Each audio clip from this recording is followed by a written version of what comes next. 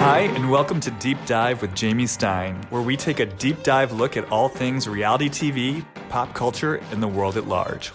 I'm an intuitive and an empath, which means I pick up on the thoughts, feelings, and energy percolating in other people and the world around me. I believe there is meaning waiting to be found at every turn if you're willing to see it. So join me as we dismantle everything from trash TV to high spiritual concepts and learn more about ourselves, each other, and how we're all connected.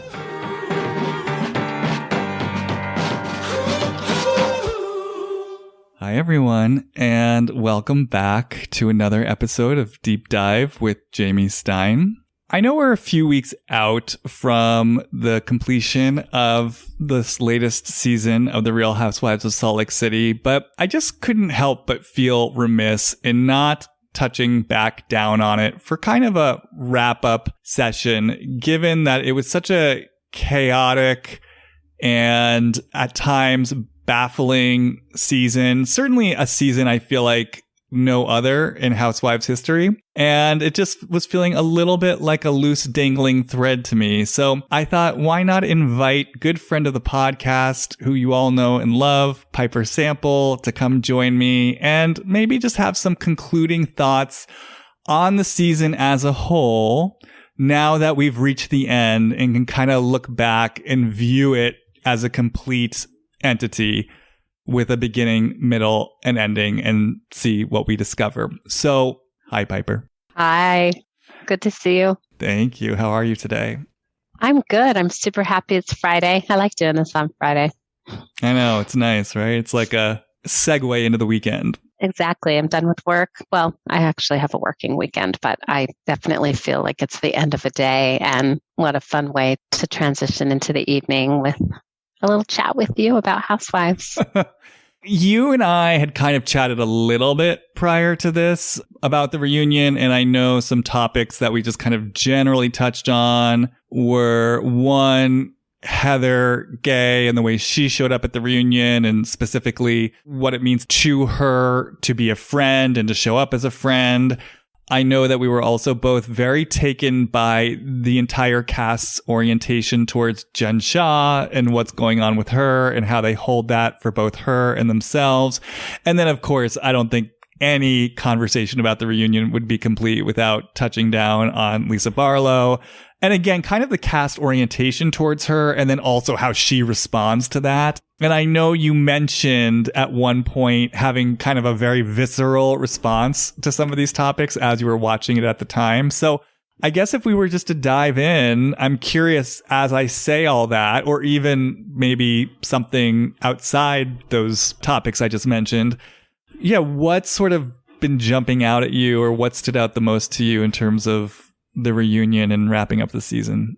Well, those three people that you mentioned definitely were focal. I mean, there's also the whole Meredith arc too that I think plays into the piece around Lisa Barlow, and also Heather. Yeah, I mean, maybe we can even just start with Heather, because I don't really know what to think. But my impression so far in both of these seasons has been that she goes through the season in a very particular way where she, kind of tries to cultivate these friendships and be the supportive one, really show up for people. And then at the reunion, behaves sort of a very different way. So I'm just really aware of the fluctuation, let's just say, between her behaviors. And I would love to know when you drop into her, like, what's her game? I mean, it's really confusing to me. I will say this, and I feel like actually a lot of this is going on New Jersey right now too, with the women towards Jennifer. So first of all, I just want to say I agree with you. It's like Heather orients one way during the season, and then it's almost like all the pent up rage comes out at the reunion. All the disown. I mean, it's not that it wasn't present during the season, her resentment, but there's a way in which the reunion becomes the vehicle and the vessel for kind of this vindictive viciousness. And it really was a situation. I felt like Lisa Barlow could have sat there and said, the sky is blue. and Heather would have found some way to pick it apart or dismantle it. It felt quite vicious. And vice versa.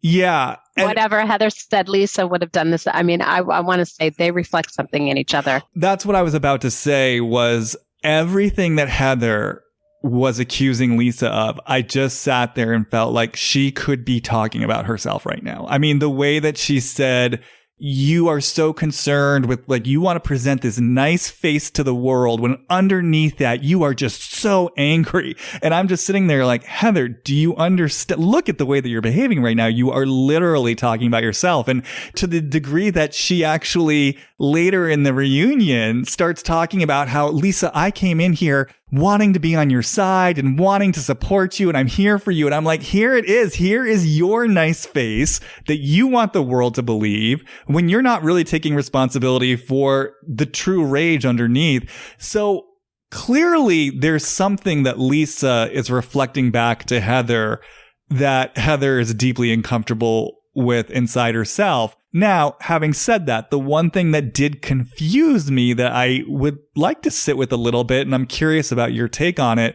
was this admission at the end that Heather made, which she didn't make a similar admission last season's reunion, where she basically explained, I came in here thinking, Lisa, you were going to be contrite, like that you would have watched these episodes and that she said, have your hat in your hand.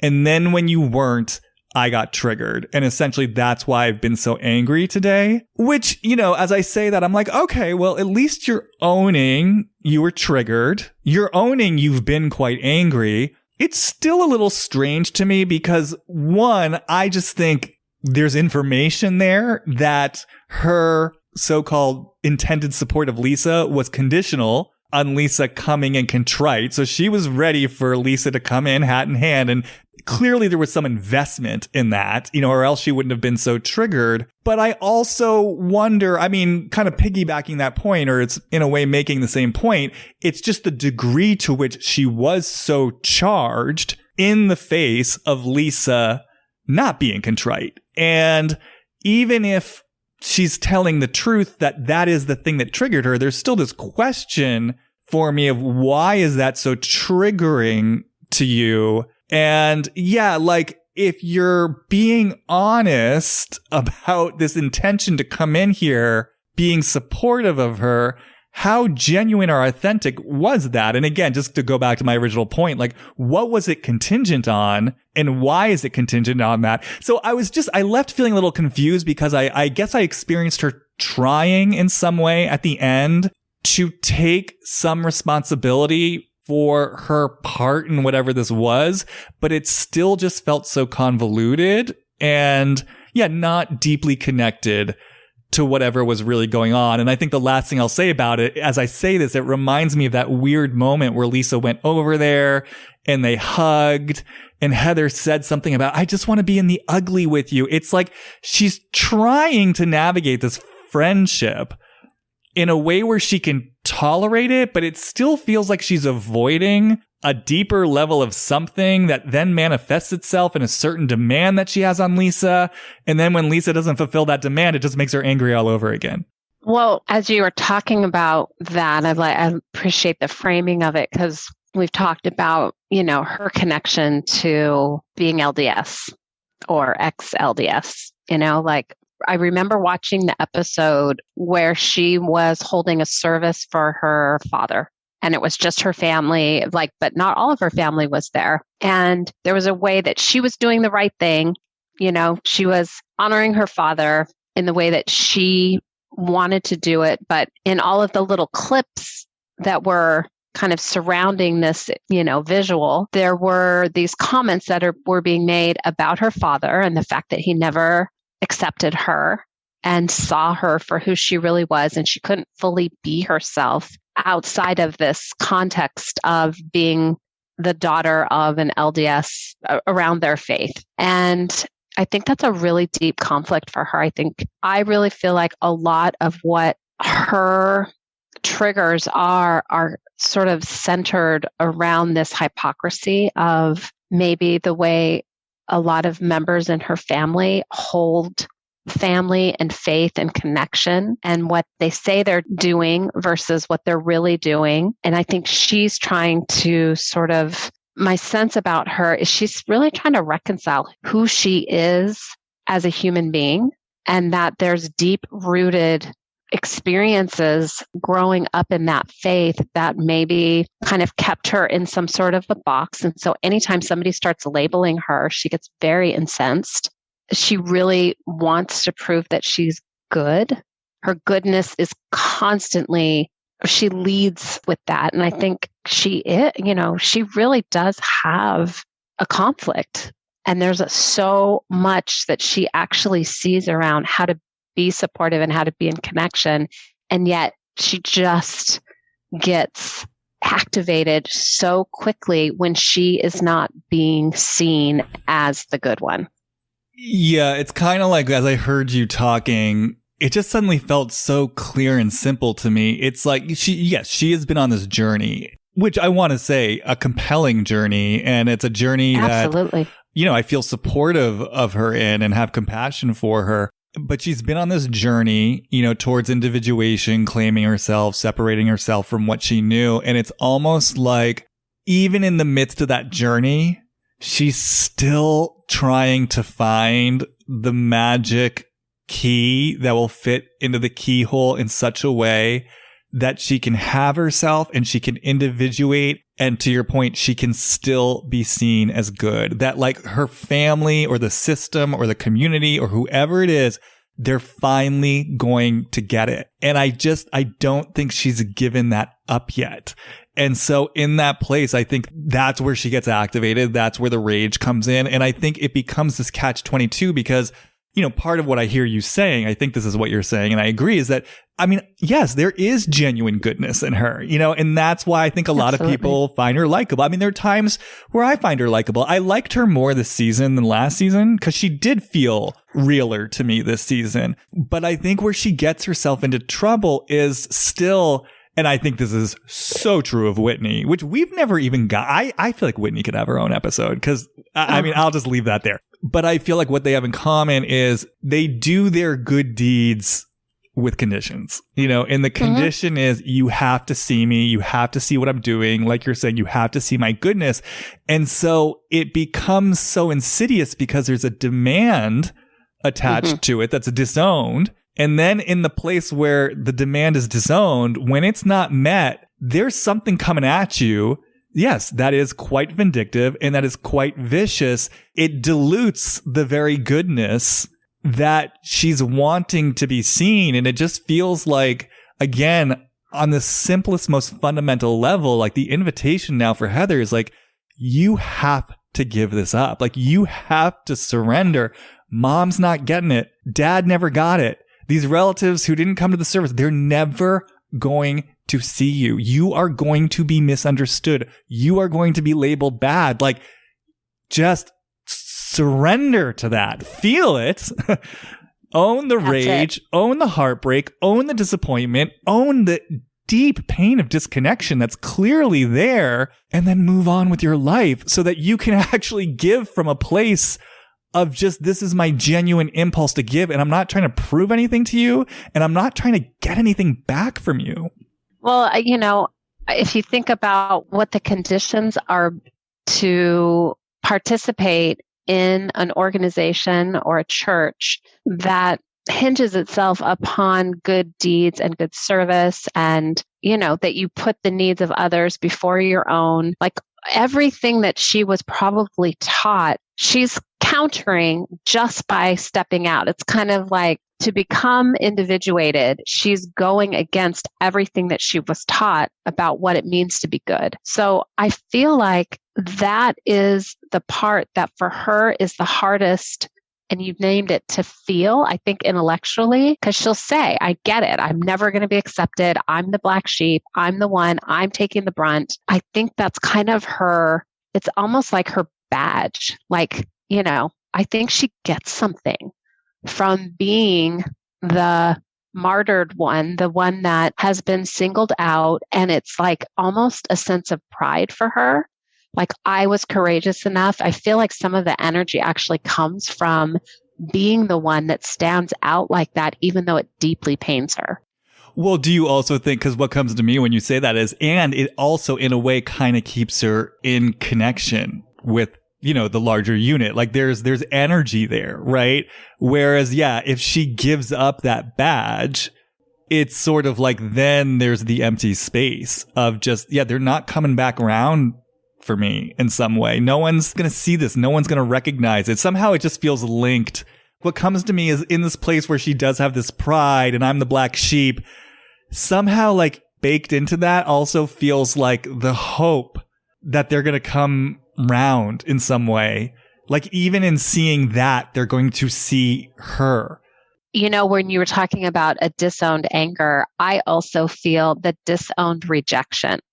She's rejected something. She's rejected these teachings. She's rejected where she came from. And it's almost as if she doesn't understand that the people that are rejecting her, and I'm doing this air quote, like she's attached to the rejection of herself and not owning the place that she's impacting others in a way, in the same way that when she takes them out in the reunion, like, I'm all for this. I'm just here doing my thing. But the thing that she's doing is actually, I think, deeply painful for the other people that are steeped in their beliefs around what they're doing, and talking about her family and maybe the people that can't see her act as being for herself what she needs, but more against them.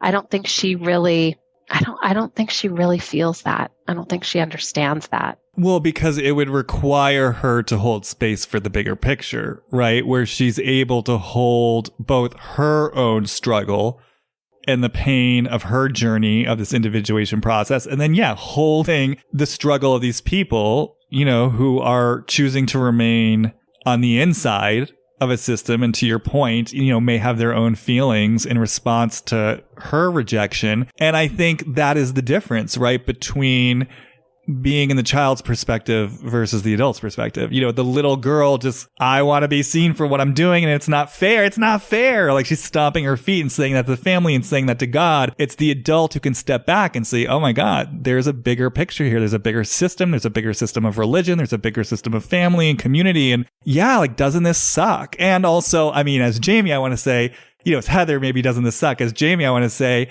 isn't this also kind of like the beautiful, bittersweet pathos of this lifetime? Like, this is what we come here to do. It's like life is messy. And, we're born into these families and in these systems, and we have to navigate these complicated relationships. And we love these people and we hate these people. But it requires a certain mature outlook to be able to kind of, I guess, drop out of blame and to instead hold that space for the bigger picture.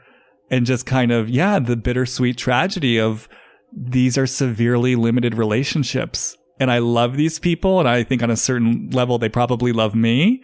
And yet our paths, they're divergent. And how sad is that? Yeah, exactly. And what are the conditions that allow us to stay in connection as opposed to being conditional upon whether or not I'm going to give you my love or give you my support or see you or make room for your feelings too before you see mine or feel mine. Because I often feel that in all the franchises, there's always this, place where it feels like a draw. You have to do this before I'll do this. Yeah, like I won't see you until you see me.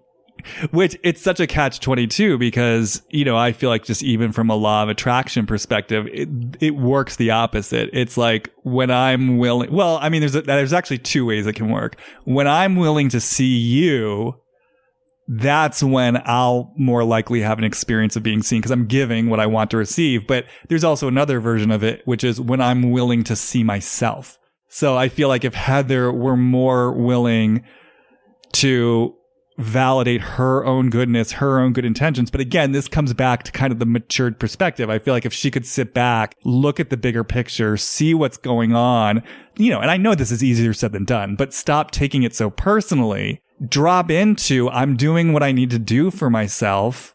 And I'm totally aligned with that. Well, then I don't have as deep a need for you on the outside to validate me And if I don't have that need, then yeah, I can hold space for you. I can hold space for me. And because now there's room and space, you're more likely to meet me halfway.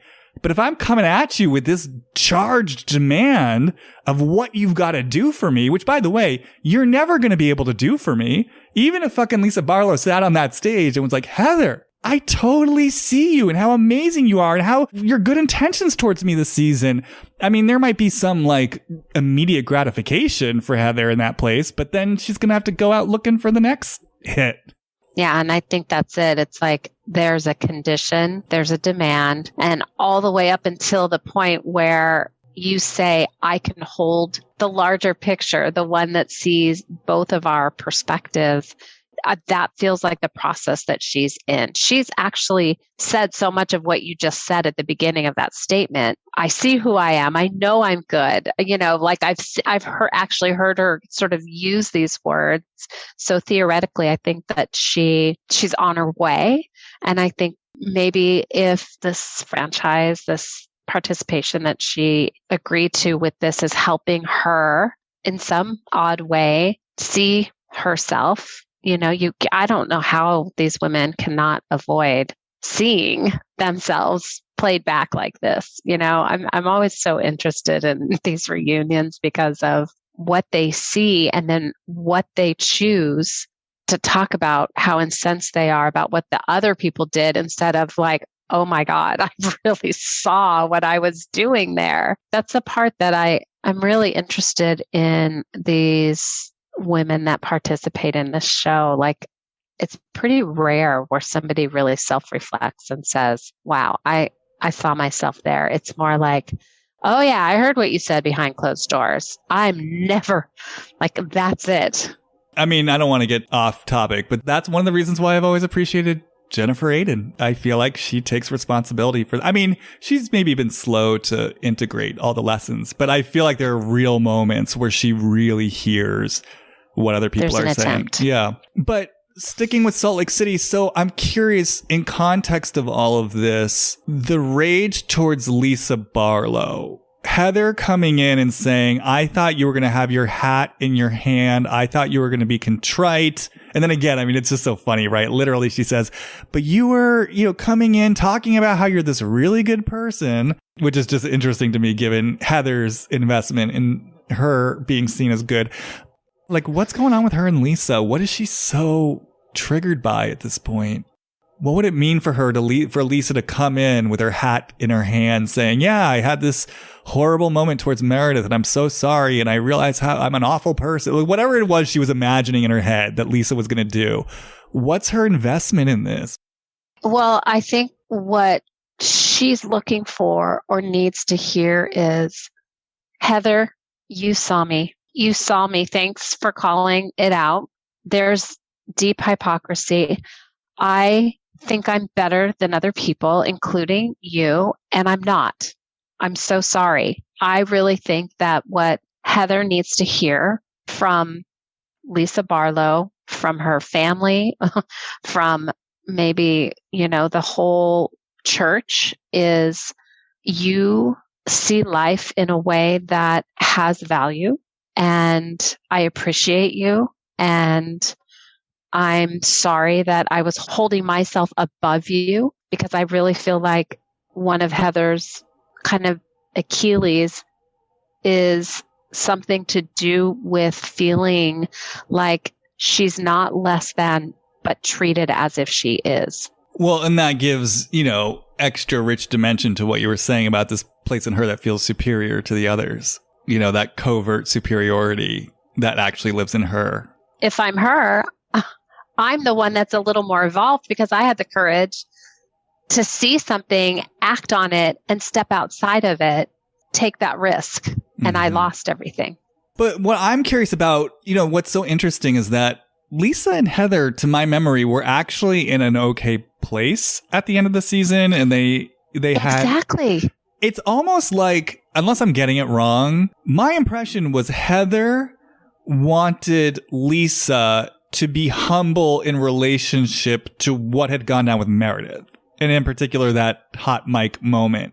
And so I guess that's what I'm wondering about, is what's her investment in that particular situation and Lisa being humbled in that situation. I mean, again, it's reminding me of when Heather made that comment on the couch of like, I want to be in the ugly with you. So she thought Lisa was going to come in being in the ugly. I don't know. And then I'm just thinking about the moment where Heather said to her, you showed your true self, which was just such a vicious thing to say. Because, I mean, look, we all have moments of rage and we all have moments of pettiness and cruelty. So the way, I mean, there was such a flavor of viciousness in Heather towards Lisa and the way that she went after her and the way that she was using it really was kind of like, it was this glee of like, you had this moment of weakness. That's actually what Lisa Barlow said. Like, there's that moment and now they're all using that. Which, you know, obviously Lisa's not perfect, but I think there's truth in that, right? It's like they got her. Like they got a vulnerable moment where the mask slipped. And it's like they're using that now to just completely vilify her. And I just feel this flavor of such deep cruelty. My intuition says that Lisa Barlow represents somebody in her family or a faction in her family. Really, I just have that sense that it's personal. It's definitely personal, but the vindictiveness, that really sharp cruelty that you're talking about, I think it's bigger than Lisa. It's something younger. It's historical, really sort of electric charge that's there, that deep cruelty. It's not just about Lisa. Well, I agree. And I think this is why I always tend to feel worse for Lisa in the situation with Heather, because it's like just the intensity of the energy that's being thrown at her. I'm just like, that's a lot to put on someone. Yeah. Well, I think we could transition to Lisa here because I agree. It's a little hard for me to feel I have to say my deep, deep empathy for her because of the way Lisa defends herself I think it's really triggering or activating for me personally.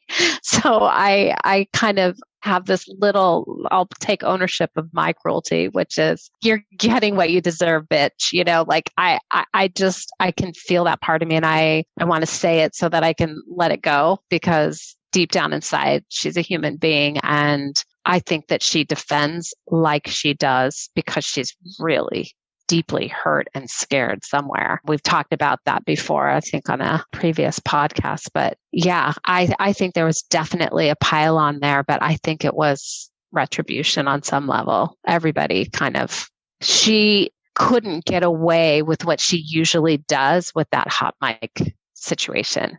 She couldn't spin it because that's what she does, spin things all the time. Yeah, I mean, she's definitely her own worst enemy. As you know, I feel like you could say that about every housewife, right? That's what makes them such compelling characters. So we have spoken about this before, and I always feel fear with Lisa, and I think that's why I tend to, give her a little bit of extra grace because it's hard for me sometimes. It's hard especially like that scene where she was gonna face off with Jen in the bus, and the way that she kind of puffed her chest up and took a stand. And to me, it just felt like someone who was so scared trying to, put on airs. And, again, I've said this before. I just always feel underneath the go, go, go attitude, underneath the chaos. It's just there's fear.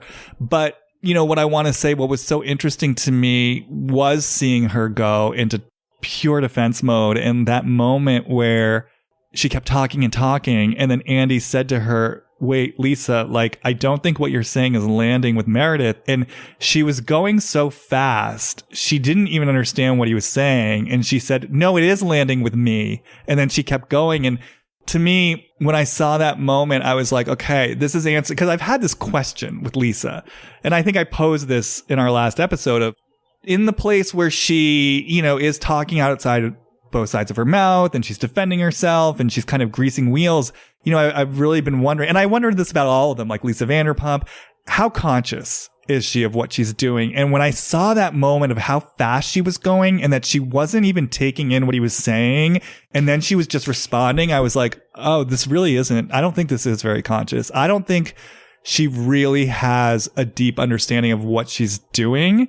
and then the reaction she's provoking in other people. Because yes, of course, it's frustrating. Okay, this is why I feel bad for her, because I feel the bind. It's like she's not truly letting anything in, right? Which, yes, that is frustrating for other people, especially when she's doing stuff. She's out there doing stuff. And then when people are trying to like talk to her about it and to be in relationship with her about it, she's not taking them in. And so, yes, I can feel the frustration of that. Now, where I feel the bind for her, though, and again, I look at everything as pattern, in our lives, and that we're always sort of recreating patterns. So even this reunion, when I see this swarm of energy coming in at her, and there is a force out there like Heather that's kind of like, I'm going to take every single thing you say and pick it apart. I can feel that place in Lisa and she even said this. She said, I'm not going to break here. It's not safe for me to. It's like, I can feel the bind where in her, I can't afford to take anything in. I can't afford to take what you're saying in, because if I do, I might break and be vulnerable. And this is not a safe space for me to be vulnerable. So I'm just trying to do what I need to do to survive. And you people are crucifying me for it. Now, again, there's a blind spot for her. I don't think she sees all of what she's doing when she's trying to survive. I don't think she sees how she shuts people out. I don't think she sees how she's trying to, spin things. So she doesn't quite get why she's provoking such a reaction. And look, yes, there's a lot of disowned cruelty and judgment in Lisa, too. I mean, we've seen it. So I think it comes from a different place. That's what I hear you saying. Can you specify? The disowned cruelty. It's like she's dissociated. She gets to a level of overwhelm where she loses touch with what she's even saying or doing.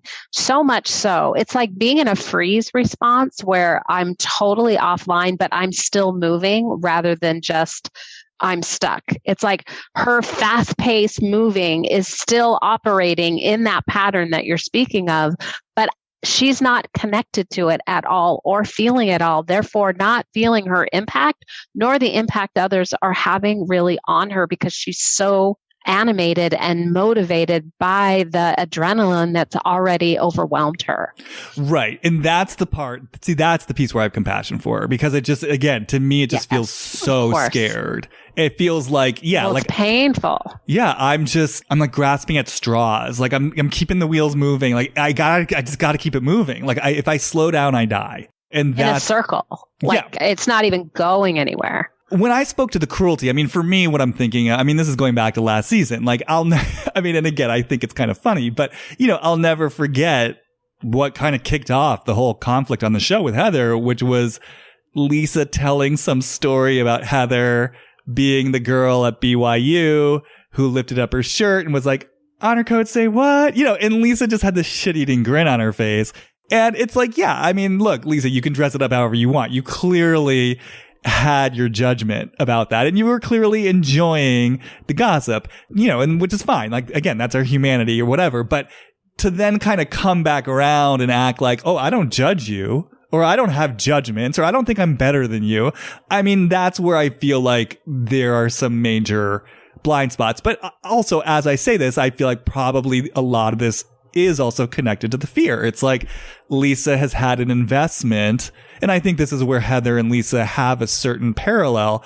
Lisa's had an investment in her own version of, to me, it doesn't feel like being a good girl, but it feels like being an achiever, someone who has it together, being kind of perfect in a way, like, being, the working wife and mom and mother who has it all and does it the way she wants to. And so I think that's where sort of judgment can come in, because I think she certainly judges the parts of herself that she would maybe regard as weaker, more vulnerable, that could get her into trouble. And so I'm sure there's a charge she gets out of feeling superior to others. Yeah. And, when you think about, like, we've talked about character structures before when we've been analyzing Housewives, and you can't help but kind of think about the character structure of the rigid, and why it's so confronting type of defense. It's like once that cracks, there's a loss of identity. And I think that is so threatening in some way, like the way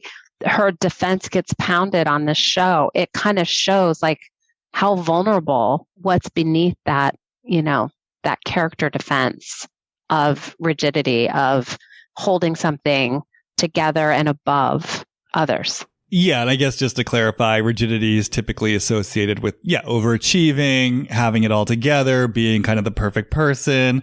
And again, what you're speaking to, this is why I tend to have a soft spot for her because, like I said, I always feel the fear that's underneath it. Yeah, just something about the way this reunion went down. It just felt very metaphorical, like for her in her life. Like, I've got to be on guard. Everyone's coming for me. And then, like to your point, she gets so disconnected that she starts saying the most ridiculous things, like going to Meredith on the sidelines and being like, well, I just, I heard you said something about my renovation. It's like, that's where she gets maddening because it's like, Lisa, you're not just stopping and taking in what is being said.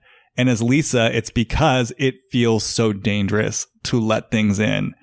So what do I do here is, Lisa, I'm damned if I do, I'm damned if I don't. Exactly. I think it takes a lot of compassionate energy around you to be able to soften from that stance, and that's not the environment that she's in this setting. There's people there that want to slam it in her face as opposed to allow her to, sort of melt into another understanding of herself and actually a greater capacity because look, she's achieved a lot. If she could really take a deep look at what she's doing, I think there's a conviction in her, I think there's a drive in her, tries to be loyal, like there's something that if it was aligned in another way, I think maybe aligned to those around her also, not just for her survival, I think she could actually even achieve a lot more, like, I don't even know if it's success, but pleasure, like deeper pleasure.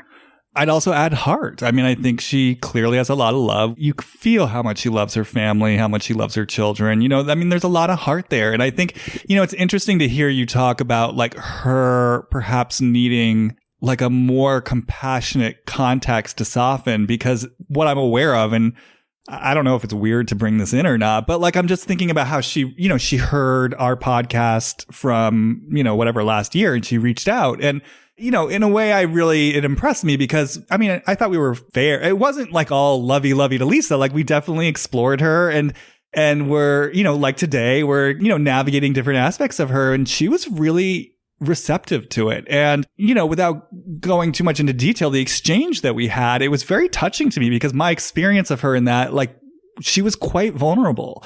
And it just kind of makes sense to me hearing what you're saying because obviously that framework and that she felt heard and she felt seen. And I know she did because she shared that. Like, she was like, you got it. Like, you got a lot of what was going on for me. So it's just actually what you're saying helps me to make more sense of all the different pieces because it's like, I'm just putting together what I see on the show and then I'm putting together like my limited experience with her.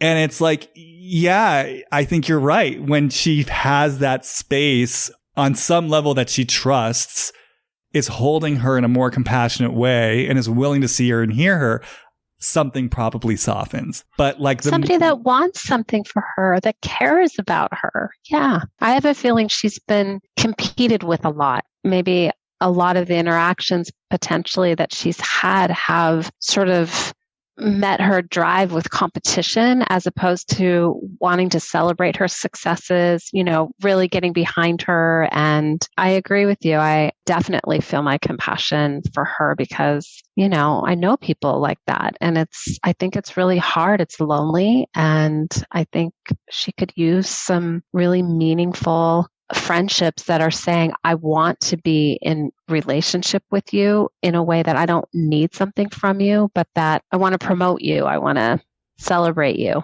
Yeah, that feels really right when you say that. And then kind of what flashed to me was almost this voice of like, kind of almost feeling set up. Like you're the ones kind of gave me this messaging to go out there and achieve.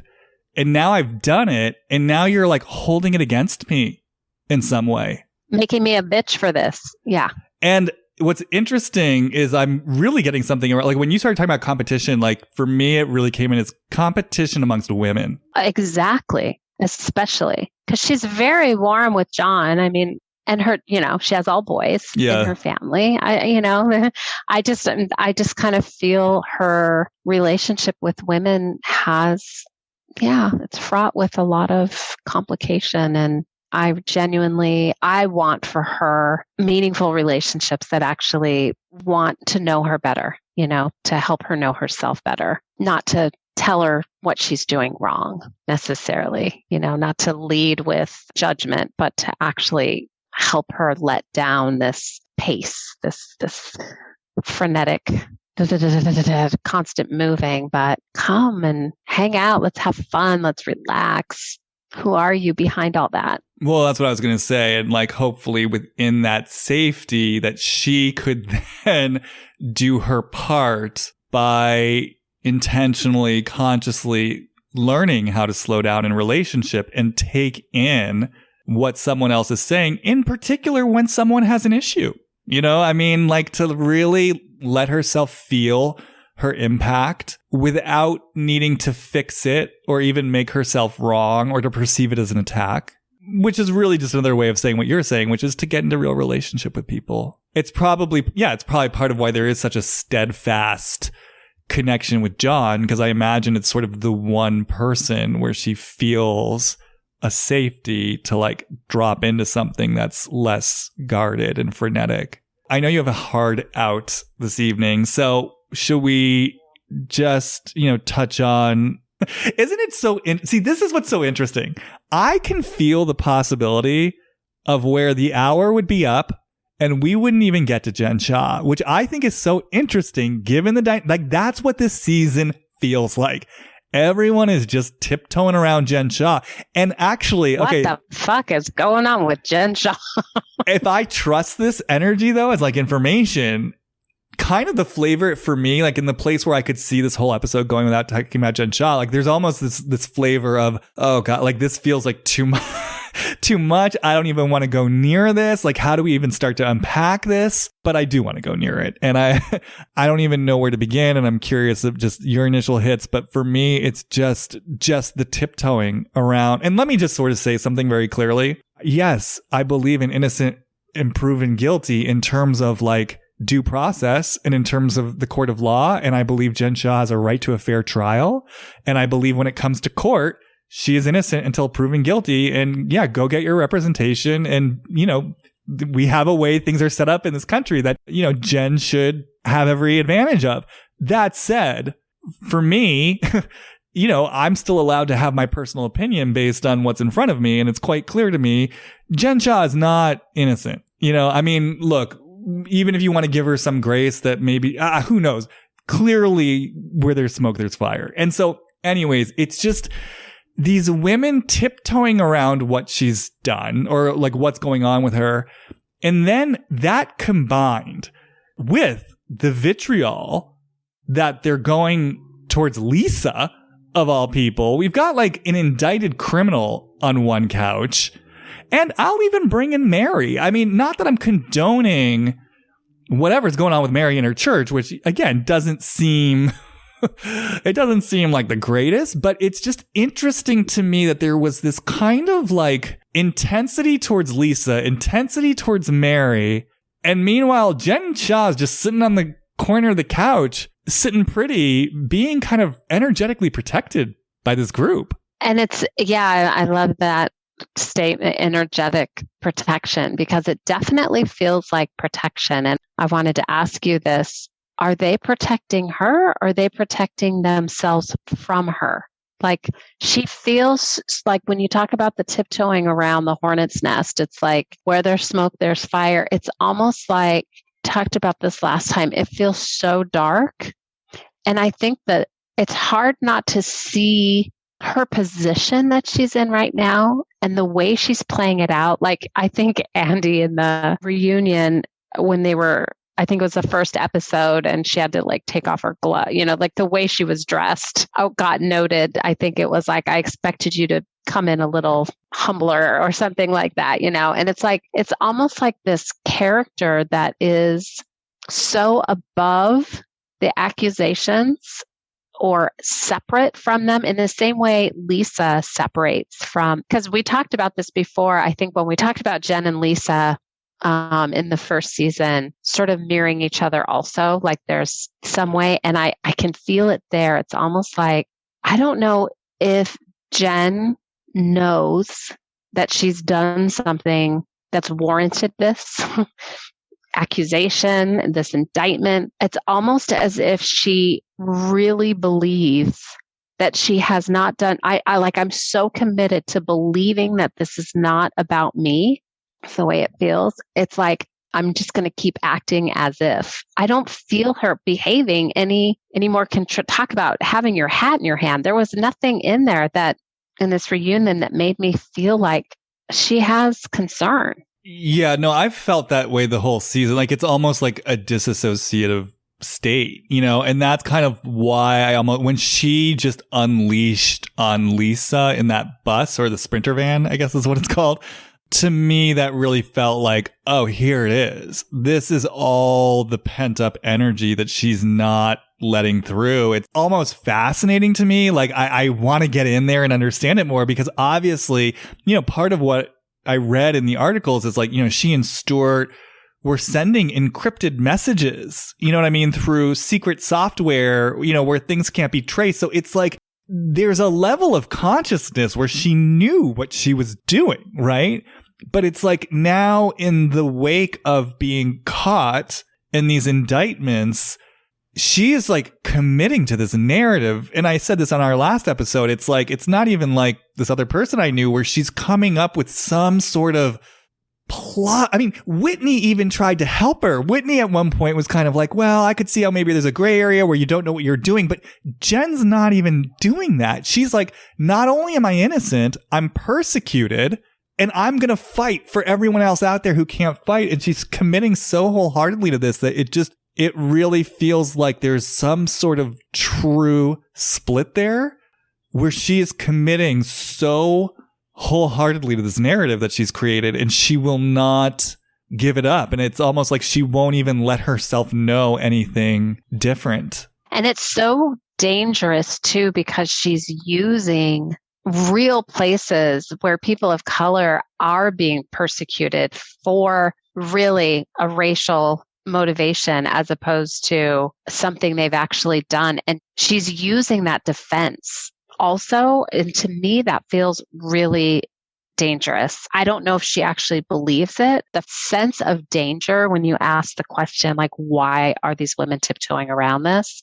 Why is this almost like we leave 5 minutes for this conversation at the end? Like, what is it about this energy? And it's like, it has something really twisted in it. Well, yeah. I mean, I just like, even the fact that, again, I mean, this is my take on it, but everyone on that stage, I think, knows Jen sent those text messages, and everyone's sort of acting like, well, we don't really know, and maybe she didn't really do it.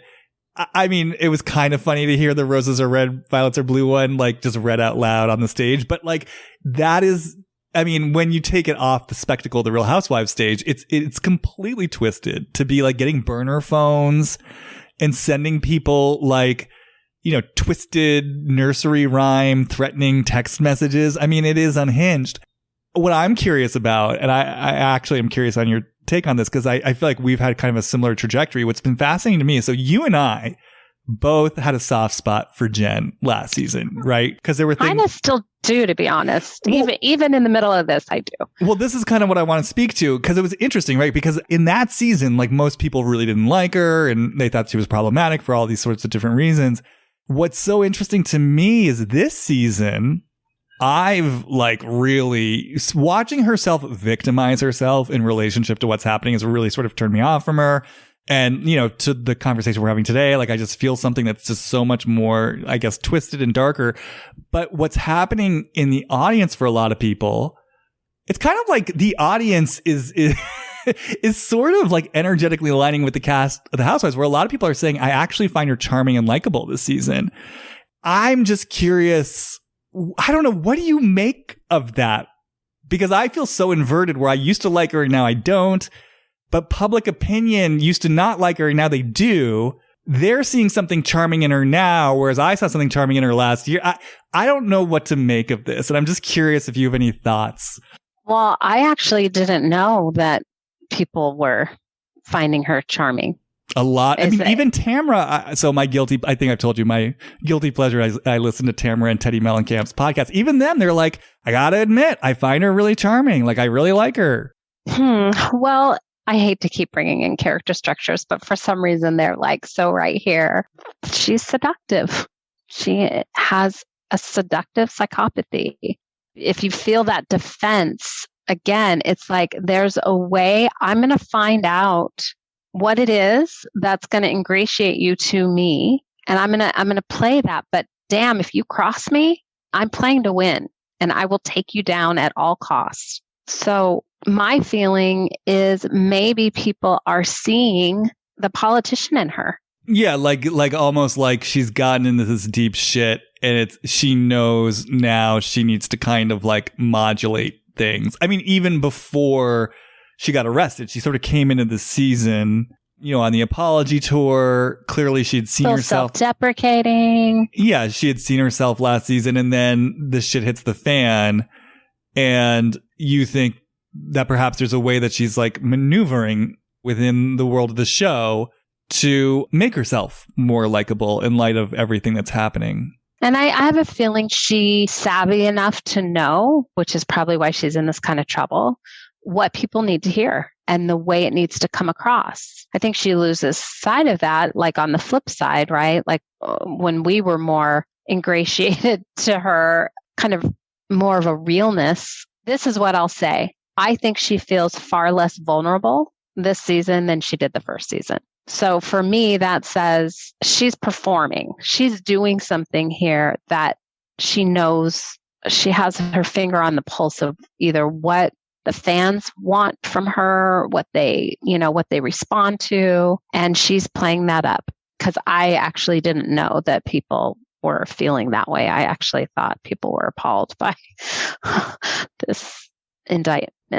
No, there's a large faction of people saying I kind of like her this season. It's when she says things like, well, I think all religions are like cults. Like she kind of, she's saying things that are, if it were coming out of anyone else's mouth, you'd be like, oh yeah, I really like that person. And I think people are saying, oh, I like that person, and that's the thing. She is charming and she is fun. I mean, that's what I liked about her. I mean, yeah, I liked her messiness last season, but I remember feeling like, oh, she's fun. Like I would rather be at whatever that was, like a salsa lesson with Jen and her husband than like at a frickin', whatever Meredith was doing or whatever Heather was doing. Like I just felt like Jen, she was spicy, so I liked that about her. And she's protected. I think she really is protected. And what I found interesting, this is what I'll say.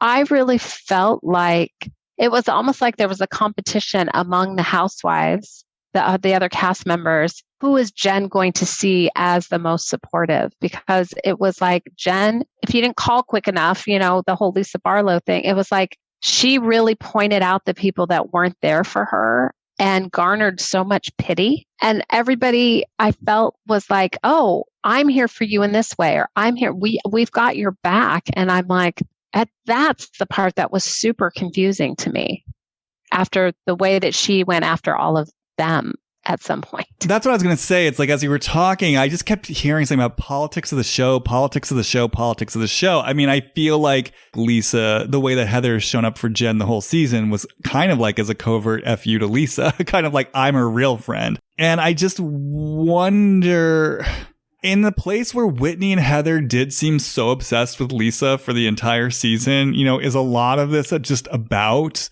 we're the real friends. We're showing up in the real way. It's just so bizarre because it's all based on this. I was going to say it's based on this fiction of like Jen's innocence, but is it even really? Because I feel like a lot of what I've heard from Heather and Whitney is kind of like, look, essentially like she is who she is. She's our friend. So we're just going to support her regardless. Exactly. They're not touting her innocence. They're saying, I'm supporting her no matter what happens. But it's just so strange. It's almost like could be an example of like that bigger picture maturity we were talking about earlier of like, hey, I'm not going to assign blame. Like, I'm going to hold the bigger picture. She's someone I care about. Life's complex. Like, I'm going to be here for her in this process, except that it doesn't actually feel that way. It still feels like it has an agenda. What's the agenda? Drop in, Jamie. What is the agenda? Because this is my interest right here. What do they gain by doing this? I mean, it's hard because it's like, am I doing Heather or Whitney or just both of them? It's like, stay with Heather. With Heather, it just feels like I'm going to be seen for how good I am. I mean, it's just exactly what we're talking about. It's like, this is truly where I will get the ballot. I'm so good that you were awful to me, which, by the way, we heard her say this. You were awful to me and I'm still showing up for you. This is kind of like fail-proof situation. Again, it's funny. I felt it as a fuck you to Lisa, but it also, in terms of our larger conversation, it kind of feels like a fuck you to everyone who's ever doubted her goodness. It's like, this is how fucking good I am. This is how good of a friend I am. This is how good I am. And what I hear, and this is how you do it, people. This is what a true friend does. Pay attention, because that is what I needed. Mm-hmm. Yeah, I'm going to give you everything I didn't get. Exactly. And oh, okay. Because then I was thinking, but like, what's the difference between her and Lisa? Like, because she's vicious towards Lisa, right? But she's going to prove something with Jen. But it's like, to your point, she can covertly feel better than Jen. Exactly. Jen's the charity case. Exactly. So she's kind of using her. I mean, we were already saying that, but it's a different flavor of using. It's like, there's using her to prove a point, but then there's using her to like, yeah, I feel better about myself. I'm the superior one in this situation. And there's also, in my perspective, a using of what's happening in these other storylines to get it off of Jen. Right. It kind of contextualizes the way they were going after Meredith. It's like, we've got Jen to the end. Hey, everyone.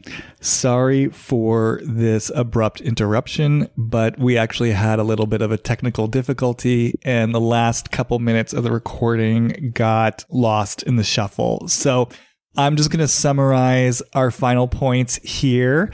And then by way of an apology for the technical difficulty, I'm going to throw in a little bit of a solo Love is Blind bonus at the end of this for all of my fellow Love is Blind watchers. But yeah, just to wrap up the Salt Lake City part of things, basically what we were saying was that Heather and Whitney's deep desire to have Jen's back through thick and through thin to the very end is such a prime and clear-cut example of how destructive we can get when we try to be nice or good from a place of having a demand of being seen as nice or good. So in this case, if we kind of run with the working theory that Piper and I came up with, that a lot of Heather and Whitney's investment in sticking by Jen's side is to show how good they are, to show what it looks like to be a good friend. Part of that was having Jen's back to the very end. And Piper was saying part of that meant having Jen's back at the expense of some of the other women and what was going on in their lives. And what we started talking about was the way that they spearheaded that inquiry into Meredith's father's memorial and whether she was lying about that. Because the whole question of Meredith's father's memorial, I guess, was playing into Jen's ridiculous narrative or question of whether Meredith had something to do with like calling the feds on her. And so in their quest to be good friends to Jen, Heather and Whitney really took up that mantle and they really ran with it. And I was saying at the end of the episode just how distasteful I really found that whole storyline to be. That, and this is coming from someone who's not a big Meredith fan at all. I'm not like a passionate Meredith defender, but I have to say, watching the women attempt to make her answer for her father's memorial, it really felt quite ugly. It felt really distasteful. It just felt really below the belt. It just felt clear that something really real was going on for Meredith and that she was in a state of actual mourning and actual grieving. And it also felt clear that Jen's hypothesis that Meredith had something to do with her arrest was just so absurd. So for Heather and Whitney to kind of run with this narrative out of allegiance to Jen, like I said, it just serves as such a visible example of how that kind of faux loyalty or niceness or goodness turns into something really nasty and kind of ugly. And it was interesting too, because it didn't just involve Meredith.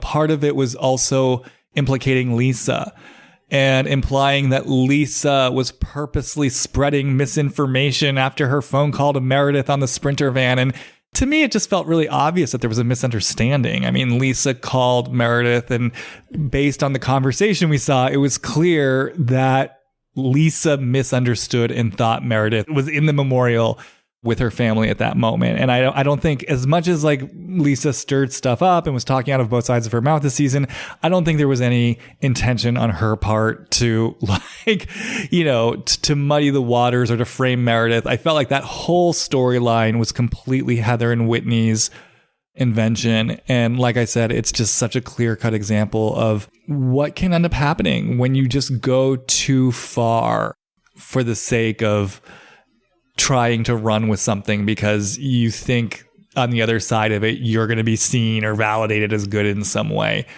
If they didn't need to be seen or validated as good, perhaps they wouldn't have been riding so hard for Jen, and perhaps they wouldn't have called into question Meredith's father's memorial. And then Piper's final point in all of that was that even at the reunion, having watched the whole season back, neither Heather nor Whitney really took responsibility for what they did around the father's memorial. They still were kind of like putting it back on Meredith and saying, well, why didn't you just tell us the date? Why didn't you just do that?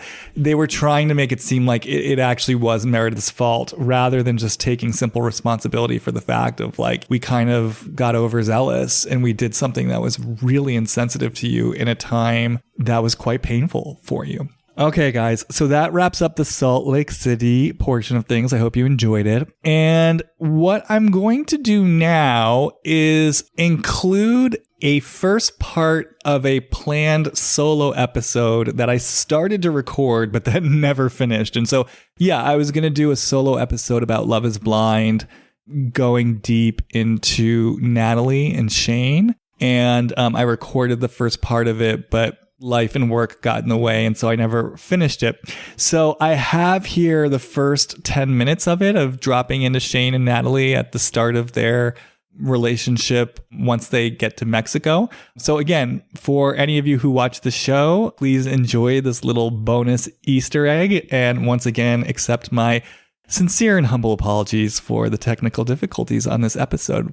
So without any further ado, here is my Love is Blind nugget, and I'll be back at the end of it to wish you all a proper goodbye. So I started to watch Love is Blind this past weekend, and while I was watching it, I just threw up a couple Instagram stories about it, and truly I was not prepared for the wealth of responses that I would get back. I went to bed, and by the time I turned my phone on the next morning, I had close to 20 DMs from people enthusiastically engaging with me about Love is Blind. So the message came through loud and clear. The people want their Love is Blind content. I haven't finished the series yet. I'm halfway through. I've watched 5 episodes, but I thought today, since I was planning on doing a solo episode, I thought we could just choose one of the couples and take this opportunity to go a little bit deeper into them. And I thought we would start with Shayne and Natalie, mostly just because I feel like there's so much going on subtextually. I mean, again, I haven't finished the series, so I don't know what ends up coming out to the surface, or if anything ends up coming out to the surface, but what I know so far is their whole relationship is just rife with subtext, and it just starts immediately. I mean, the second they have their first scene on that balcony in Mexico on their hotel room, I mean, things go left so quickly. And on the surface of it, they're acting like it's a banter. They're acting like it's jokes. It's back and forth about the champagne. But by the end of it, Natalie is literally saying to Shayne, you're a piece of shit. I mean, she literally says, you're a piece of shit. And it clearly upsets him.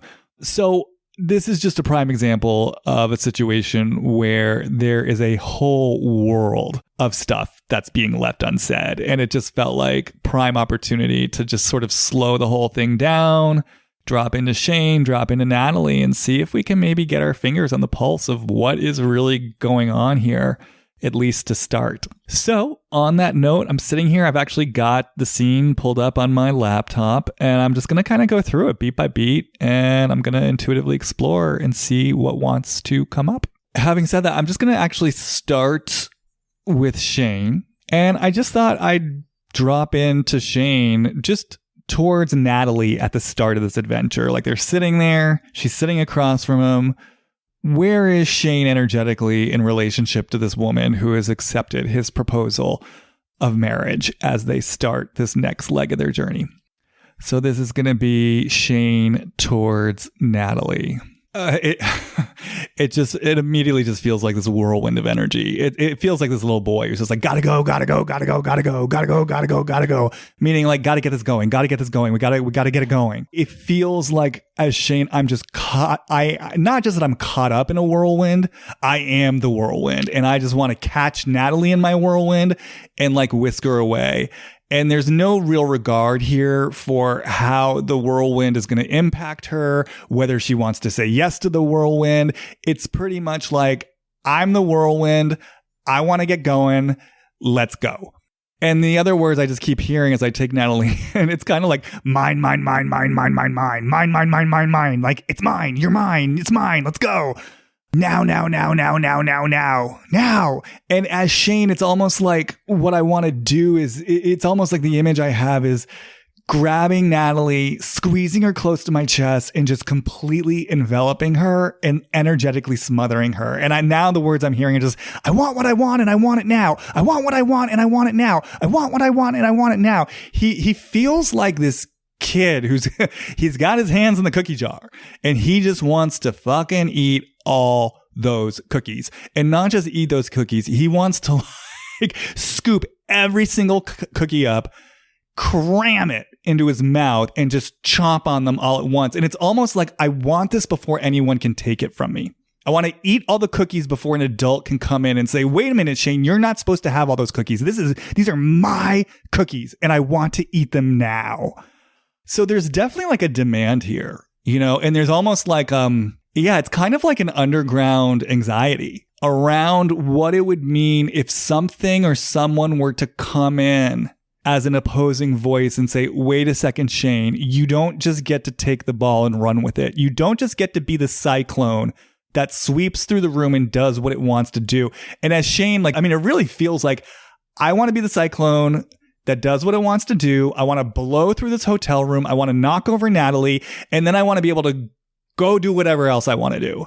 And then I want to be able to come back and knock over Natalie again. And then I want to be able to go do whatever else I want to do. It's just like, I just want to be this unstoppable force that never gets stopped.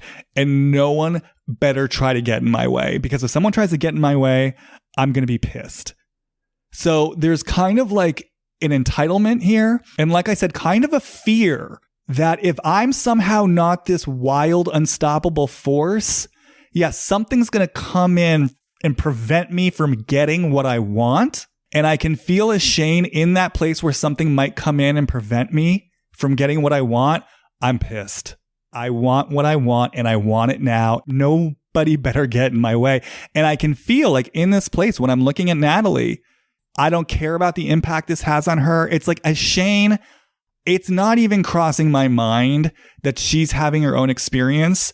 And it's something that I somehow need to take into account or in any way feel responsible for or be concerned about my impact on her experience. It's just, I want what I want and I want it now. So now if I kind of switch over to Natalie, I'm just going to sort of take Shayne in, as they're sitting there again at the start of this journey. So I'm Natalie. This is Natalie towards Shayne. Wow. Okay. I just want to say, immediately as Natalie, my guard is up. And I want to say, what's coming to me is, we're out of the pods now. the pods were a safe experiment where there was a certain framework where I had the safety and permission to drop in, let go, be more vulnerable, but we are out of the pods now. And we're in the quote unquote real world. And as Natalie, I can just feel I am so on guard.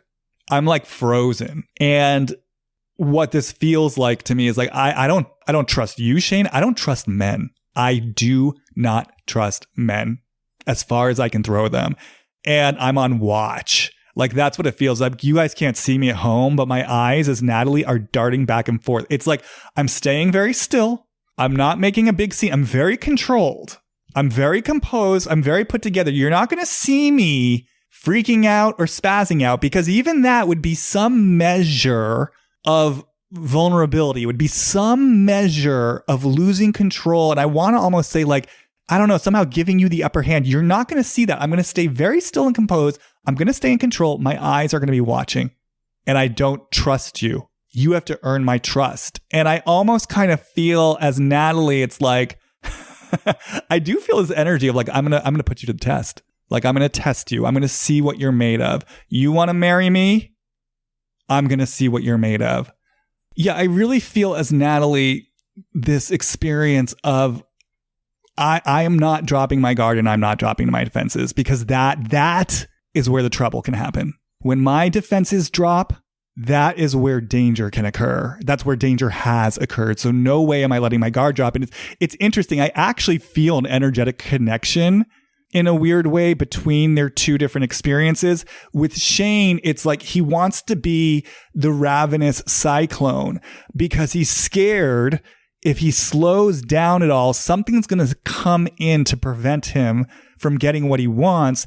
Similarly, with Natalie, it's that same feeling of like, rather than being a cyclone, it's like they're the inverse of one another. Shayne's sort of wild and all over the place and wants to dominate the room in order to get what he wants. With Natalie, it's, I'm not going to give in to anything that looks like wildness or chaos. I'm not going to be out of control. I'm not going to drop my guard, because I feel like the second I drop my guard, that's where something can come in and, like, I want to say, like, take advantage of me, run over me, right? So it's interesting she's with a guy like Shayne who actually on some energetic level does want to run her over.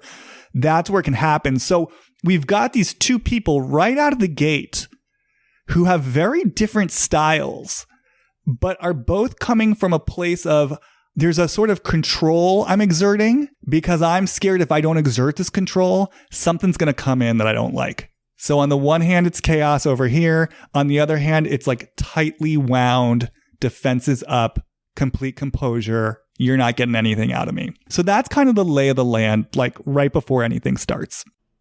Okay, everyone, I hope you enjoyed that.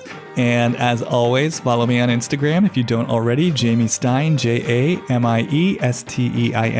And if you're interested in my work, you can go to my website, hollywoodreadings.com, to read more about it. And you can send me an email there. All right, see you on the flip side. Bye.